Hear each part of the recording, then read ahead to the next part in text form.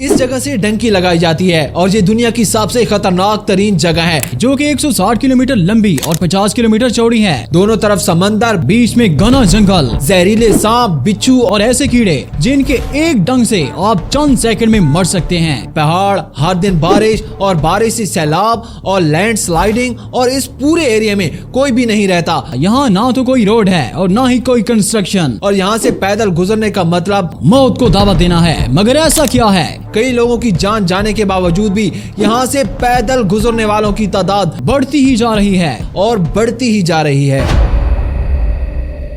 2021 में 1,30,000, 2022 में 2,50,000 और 2023 के सितंबर तक 3,60,000 लोग यहाँ से गुजरने की ट्राई कर चुके हैं, जिनमें से अक्सर मर भी गए हैं और बाज ने ये जगह क्रॉस भी कर ली है। असल में इस जगह का नाम डेरियन गैप है और ये दो मुल्कों कोलंबिया और पनामा के दरमियान में मौजूद है। पनामा से आगे सेंट्रल अमेरिका, मेक्सिको और फिर यूएसए मौजूद है। तो मामला कुछ यूं है कि कोलंबिया और इसके साथ वेनेजुएला, हैती, अफ्रीका और एशिया से लाखों की तादाद में लोग अपने बेहतर रोजगार और बेहतर जिंदगी के लिए अपना मुल्क छोड़कर गैर कानूनी तौर पर अमेरिका जाना चाहते हैं, क्योंकि कानूनी तौर पर वो अमेरिका के वीजे की रिक्वायरमेंट्स पूरी नहीं कर पाते। इसलिए वो गैर कानूनी तरीके से, जिसको डंकी कहा जाता है, का इस्तेमाल करते हैं। इसके लिए वो एजेंट को पैसे देकर अपने मुल्क से कोलंबिया पहुंचते हैं और वहां से उस जंगल से गुजरते हुए पनामा और फिर मेक्सिको से होते हुए अमेरिका का सफर करते हैं। डंकी लगाने वाली बाकी जगहों से मुश्किल से गुजरते हुए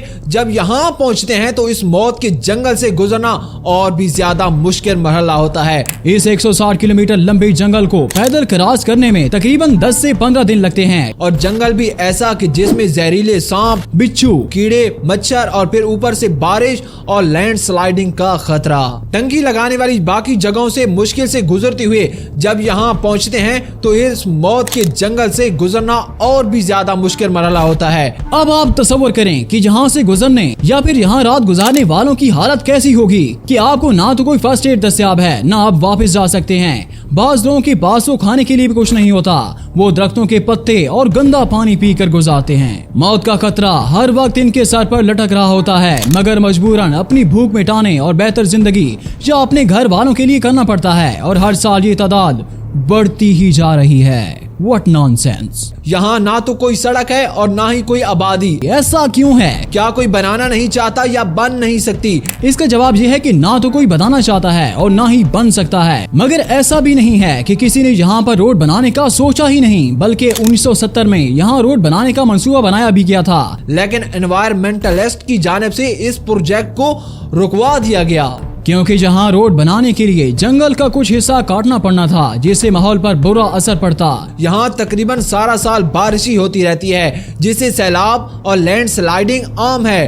और धूप भी नहीं निकलती, तो यहाँ सड़क बनाना बहुत ज्यादा मुश्किल है। इसके अलावा यहाँ जहरीले सांप और कीड़े मकोड़े बहुत हैं, जो चंद सेकंड में इंसान की जान ले सकते हैं। और इस सब को अगर हम कवर कर भी लें तो भी एक और वजह ये है कि कोलंबिया अपने ड्रग्स की वजह से दुनिया में बदनाम है। अगर यहाँ रोड बन भी गई तो अगला खतरा ये है कि इन ड्रग्स को स्मगल करके फिर इस रास्ते के जरिए से पनामा और मेक्सिको से होती हुई यूएसए तक पहुंचाई जाएगी, जो कि यूएसए बिल्कुल नहीं चाहता। इसके अलावा कोलंबिया की अमेरिका के साथ कुछ खास नहीं बनती, मगर अमेरिका के पनामा के साथ काफी अच्छी बनती है। इसकी वजह यह है कि पहले पनामा कोलंबिया का ही हिस्सा था, मगर इस डेरियन गैप की वजह से कोलंबिया पनामा से डायरेक्ट कंट्रोल नहीं कर सकता था, जिस वजह से पनामा के लोगों ने अपने लिए अलग कंट्री की तहरीक शुरू कर दी, जिसमें अमेरिका ने पनामा का साथ दिया। क्योंकि अमेरिका को अपने ट्रेड के लिए पहले बहुत लंबा सफर समंदर में से एक तरफ से दूसरी तरफ जाने के लिए करना पड़ता था, मगर पनामा के साथ देने से इसको पनामा कनाल से एक शॉर्टकट रास्ता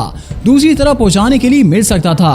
तो उसने अपने फायदे के लिए पनामा का साथ दिया और आखिरकार पनामा अलग कंट्री बन गया। और फिर पनामा ने अमेरिका को इस कैनाल से भी रास्ता दे दिया और आज की डेट में इस रास्ते से अमेरिका और दुनिया के काफी सारे दीगर ममालिक अपनी ट्रेड के लिए यही रास्ता चुनते हैं और ये उनके लिए आसान भी है और शॉर्टकट भी। नाज़रीन, उम्मीद करते हैं कि आपको यह हैरत अंगेज स्टोरी सुनकर अच्छा लगा होगा। जो आपके दोस्त ऐसी स्टोरी पर यकीन नहीं रखते या वो सुनने का शौक रखते हैं, उनको लाजमी टैग कीजिएगा। इंशाल्लाह मिलेंगे किसी अगली वीडियो में, तब तक के लिए ढेर सारा ख्याल रखिएगा और बासित खान पेज को फॉलो कर लीजिएगा। इंशाल्लाह मिलेंगे अगली वीडियो में, तब तक के लिए अल्लाह निगहबान।